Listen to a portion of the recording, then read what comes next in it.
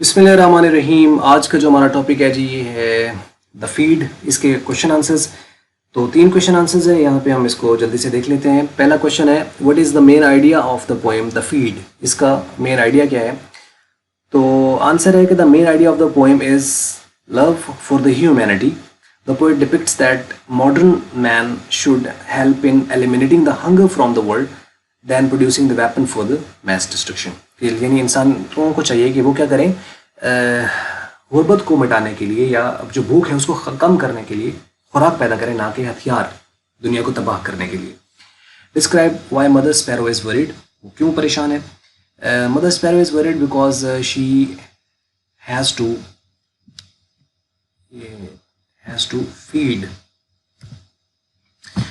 Feed her 10 tiny young ones with a single grain of milk। क्योंकि उसके पास खुराक कम है और बच्चे ज़्यादा हैं, इसलिए वो परेशान है कि वो किसको खिलाए और किसको तसल्ली दे। इस वजह से वो परेशान है।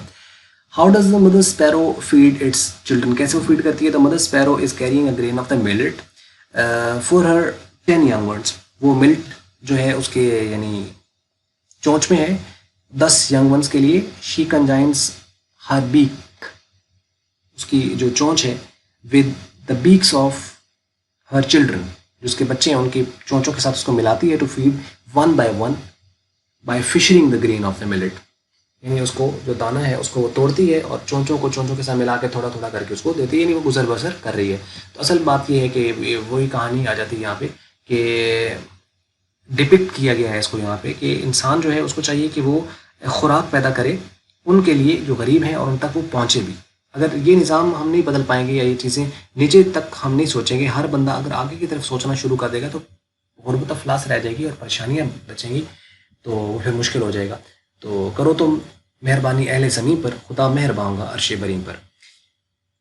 आज का टॉपिक इतना ही था, और अगर अच्छी लगी वीडियो तो आप उसको कर लें लाइक, अच्छी नहीं लगी तो उसको कर लें डिसलाइक। और वीडियो देखने के लिए आपका बहुत बहुत शुक्रिया।